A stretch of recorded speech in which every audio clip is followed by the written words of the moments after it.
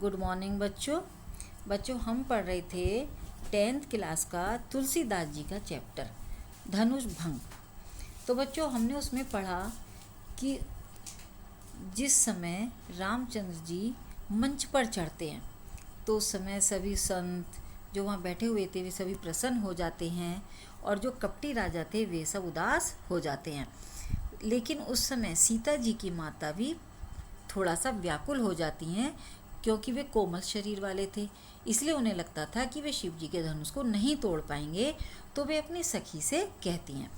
तो उस समय उनकी सखी उनसे कहती है, तो चलिए पढ़ते हैं। मंत्र परम लघु जासु बस, विधि हरि हर सुर सर्व, महामत गजराज कहूँ बसकर अंकुश खर। तो बच्चों इसमें इस पद में मंत्र और अंकुश जो हाथी को नियंत्रित करने के लिए, जिसे हाथी को कंट्रोल में किया जाता है, उसको नियंत्रित करने के लिए जो अंकुश लगाया जाता है उसका वर्णन है। तो उसी प्रकार से जैसे मंत्र होता है तो उनकी सखी उनसे कहती है कि मंत्र परम लघु जासु बस, कि एक छोटा सा, लघु यानी कि छोटा सा मंत्र, कि जैसे कि छोटे से मंत्र में जासु बस विधि यानी कि विधाता ब्रह्मा, हरि विष्णु, हर महादेव और सुर देवता सभी उसके वश में हो जाते हैं। क्योंकि जिस समय वह उनकी सखी उनसे कहती है कि हे महारानी, कि जिस मंत्र के वश में सभी देवता ब्रह्मा विष्णु महेश आदि भी उसके वश में हो जाते हैं, और जबकि मंत्र कैसा होता है, छोटा सा होता है। और इसी प्रकार से महामत गजराज कहूँ कि एक अत्यधिक विशाल और महामत यानी कि मदमस्त हाथी को भी एक महावत वसकर अंकुश यानी कि एक छोटे से अंकुश के द्वारा अपने वश में कर लेता है। काम कुसुम धनुषायक लीने, सकल भुवन अपने वश कीने। इसी प्रकार से वह आगे कहती है कि पुनः काम कुसुम, काम यानी कि कामदेव, जो कि कामदेव का धनुष किस चीज़ का बना हुआ होता है, पुष्प बाण यानी कि वह फूलों का ही बना हुआ होता है। कुसुम यानी कि पुष्प, धनुष सायक लीने, कि वे जिस प्रकार से कामदेव ने फूलों का ही धनुष बाण लेकर समस्त सकल भुवन की सारे संसार को अपने वश में किया हुआ है, उसने अपने वश में अपने वशीभूत कर रखा है। तो हे देवी तजिए संसौ अस जानी, भंजव धनुष राम जनु सुनुरानी। तो हे देवी आप अपने संशय को यानी कि जो आपके मन में जो शंका उठ रही है उसको त्याग दीजिए, यानी कि तज दीजिए, त्याग दीजिए। और राम की हे रानी सुनिए, भंजव धनुष, और धनु यानी कि राम ही धनुष का भंजन करेंगे, अर्थात राम ही धनुष को अवश्य ही तोड़ देंगे। सखी वचन सुनी भई परतीति, मिटा विषाद बढ़ी अति प्रीति।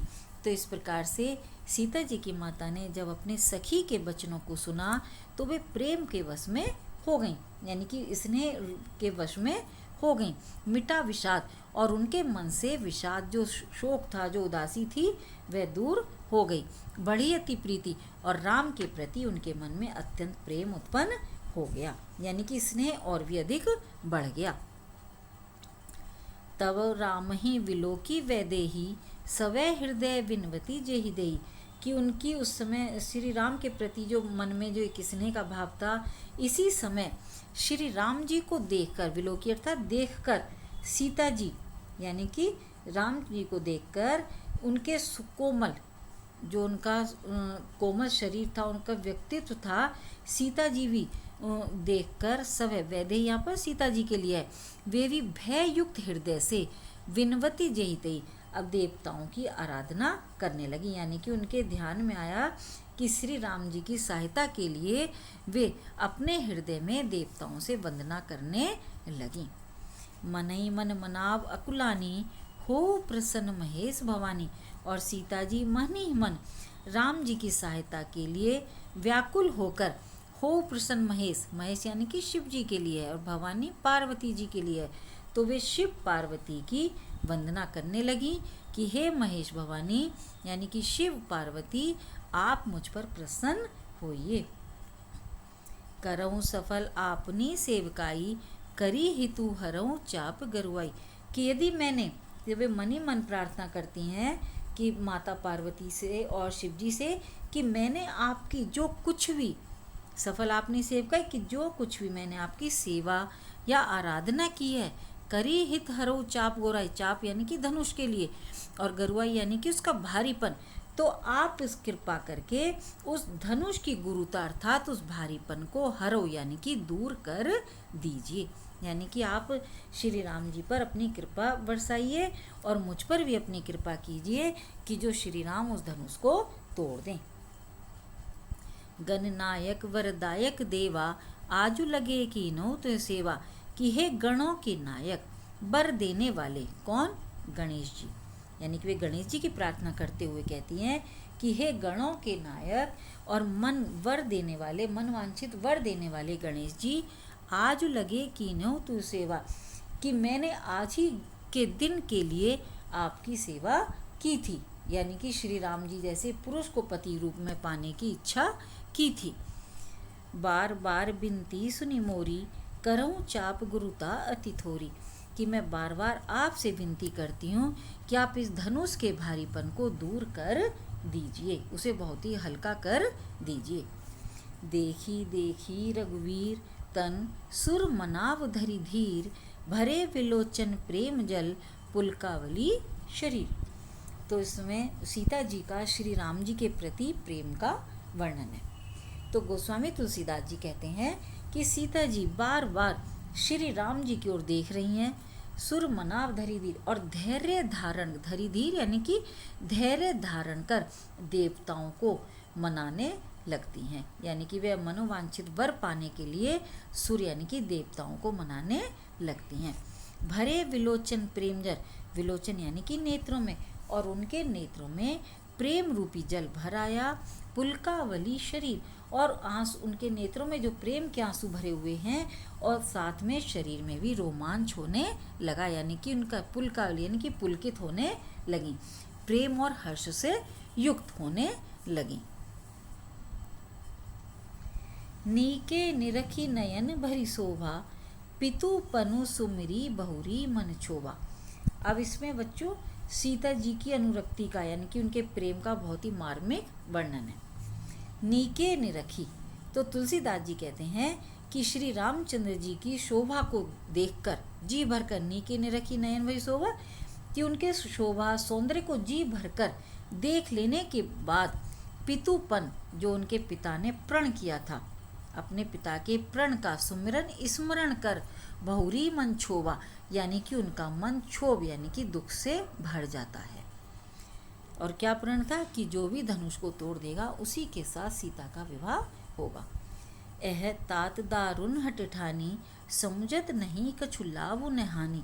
कि इस समय कि पिता ने, वे मन ही मन विचार करने लगती हैं, कि अर्थात स्वयं से ही कहने लगती है ओ कि पिता ने, यानी कि तात यानी कि पिताजी ने बहुत ही कठोर, दारुण हट ठानी यानी कि हट ठान लिया था, समझत नहीं, और उसका कुछ भी लाभ हानि नहीं समझ पा रहे हैं। यानी कि जो उन्होंने प्रतिज्ञा की थी उसमें क्या लाभ है और क्या हानि होगी, उसके विषय में उन्होंने नहीं सोचा। सचिव सवै सिख देई न कोई, बुद्ध समाज बड़ अनुचित होई।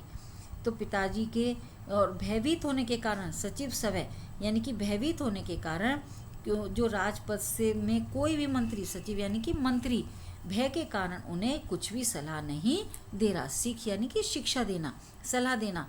तो जितने भी मंत्री थे जो राज समुदाय से युक्त थे, किसी ने भी उन्हें उचित सलाह नहीं दी।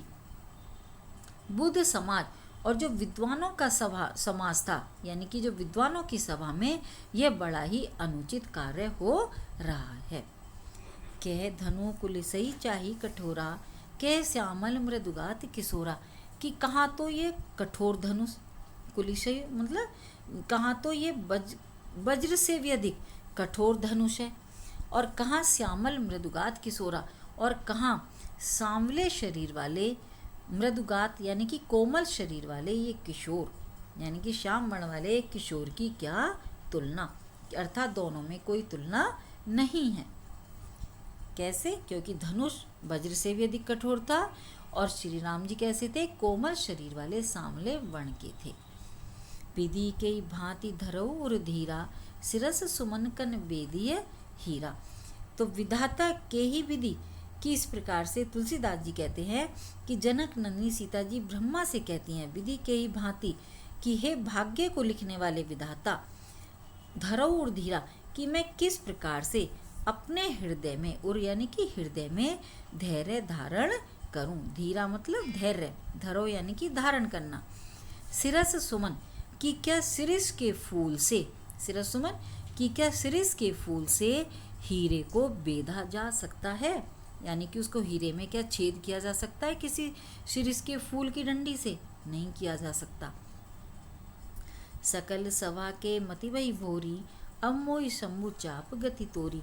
तो जब वह सब ओर से निराश हो जाती हैं तो वे कहती हैं कि हे शिव जी के धनुष, शंभु चाप, कि हे शिव जी के धनुष, अब मुझे केवल, अब मोही गति तोरी, कि अब मुझे केवल तुम्हारा ही सहारा है।